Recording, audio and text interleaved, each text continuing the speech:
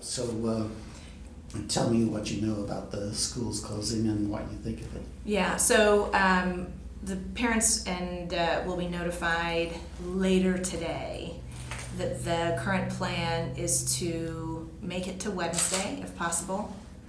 Then we'll be out starting on Thursday. Everybody will go out to spring break, and then following spring break, there will be 2 weeks of closure. Obviously, this is all subject to change as things change.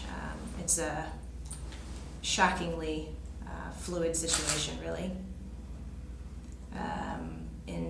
In sort of implementing this, we've also spent an inordinate amount of time looking at dealing with the school lunch issue to make sure kids are fed, making sure that education can progress, making sure that our SPED kids get the minutes that they need.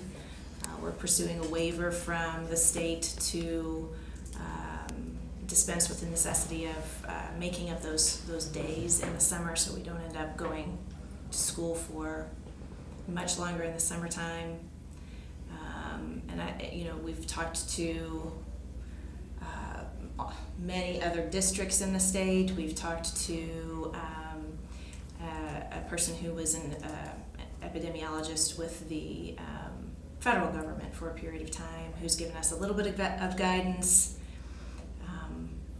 It's a very difficult situation. There isn't a central command, really, so each state, really almost each municipality is doing things on their own, trying to make the best decisions that they can. We are lucky. The city and the county and the district have been coordinating as would need to be, done well in a circumstance like this. But I think we just think that at this point, the health and safety of the students, the staff, the families is better served by taking preventative measures to flatten the curve, if you will. It would be ideal if we had a more centralized circumstance so that we had all the states doing the same thing, because as you might imagine, that's not very helpful to have everybody making their own decisions on their own time. But we do the best that we can with the information that we have. Yeah.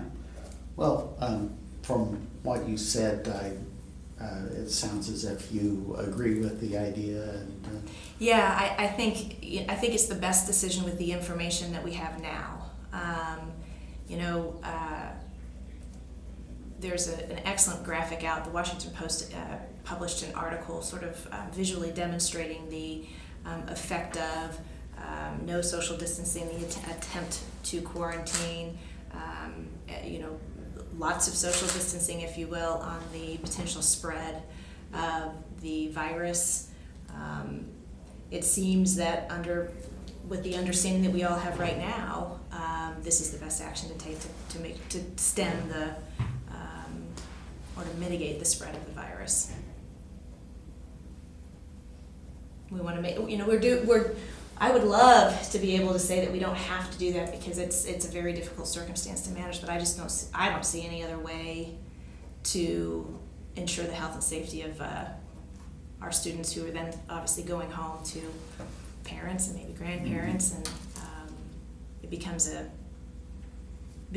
problematic no matter what you do. It's a very difficult situation to manage.